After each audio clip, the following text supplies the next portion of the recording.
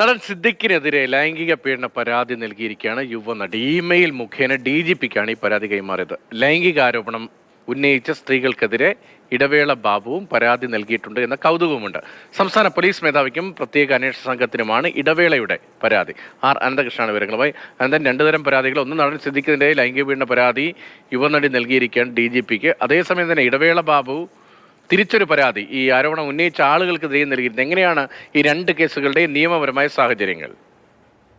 രതീഷ്, അമ്മ general secretary സ്ഥാനത്ത് നിന്ന് സിദ്ദിഖ് രാജിവെക്കാനുണ്ടായ സാഹചര്യം യുവനടിയുടെ വെളിപ്പെടുത്തലായിരുന്നു. ആ യുവനടിയാണ് ഇപ്പോൾ സിദ്ദിഖിനെതിരെ പരാതി നൽകിയിരിക്കുന്നത്.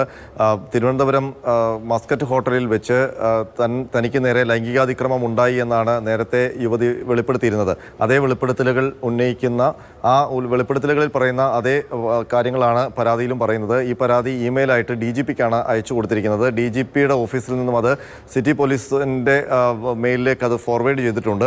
നാളെ ഈ പരാതി സംബന്ധിച്ച് കൃത്യമായ തീരുമാനമെടുക്കും. ഏതായാലും ഈ പരാതി നിലവിലുള്ള തീരുമാനമനുസരിച്ച് ഈ സിനിമാ മേഖലയിലെ ലൈംഗിക ആരോപണങ്ങൾ അന്വേഷിക്കുന്ന പ്രത്യേക സംഘത്തിന് കൈമാറും. അതിനുശേഷം ഈ പരാതിക്കാരിയുടെ മൊഴി രേഖപ്പെടുത്തിയിട്ടാകും തുടർ നടപടികൾ സ്വീകരിക്കുക. ഏതായാലും സിദ്ദിഖിനെ സംബന്ധിച്ച് ഗുരുതരമായ ആരോപണമാണ് യുവതി ഉന്നയിച്ചിരിക്കുന്നത്. ആ ഗുരുതരമായ ആരോപണങ്ങളെല്ലാം പരാതിയിലുണ്ടെന്നാണ് നമുക്കിപ്പോൾ ലഭിക്കുന്ന വിവരം. ഇതിന് പിന്നാലെയാണ് ഇടവേള ബാബു മറ്റൊരു പരാതി DGPക്ക് അയച്ചു നൽകിയിരിക്കുന്നത്. ഇടവേള ബാബുവിനെതിരെ ആരോപണം ഉന്നയിക്കപ്പെട്ടിരുന്നു. ആ ആരോപണം സംബന്ധിച്ച് അന്വേഷണം വേണം എന്നാണ് ഇടവേള ബാബുവിൻ്റെ ആവശ്യം. ഗൂഢാലോചനയുടെ ഭാഗമാണ്, തന്നെയും സിനിമാ മേഖലയും തകർക്കാൻ വേണ്ടിയുള്ള ഗൂഢാലോചന നടക്കുന്നു. ആ ഗൂഢാലോചനയുടെ ഭാഗമായിട്ടാണ് തനിക്കെതിരെ ആരോപണം ഉയർന്നിരിക്കുന്നത്. ആ ആരോപണം ഉന്നയിച്ചവർക്കെതിരെ അന്വേഷണം വേണമെന്നുള്ളൊരു ആവശ്യമാണ് ഉന്നയിച്ചിരിക്കുന്നത്. അതിൽ DGPക്കും പ്രത്യേക സംഘത്തിനും ഇമെയിൽ മുഖാന്തരം ഇടവേള ബാബു പരാതി നൽകിയിട്ടുണ്ട്. ശരി, ഒരു പക്ഷേ ഇനി നിരനിരയായി ഇങ്ങനെയുള്ള തിരിച്ചുള്ള പരാതികളും നമ്മൾ അടുത്ത ദിവസങ്ങളിൽ പ്രതീക്ഷിക്കേണ്ടി വന്നേക്കാം. അനന്തകൃഷ്ണനാണ് വിവരങ്ങൾ നൽകിയത്.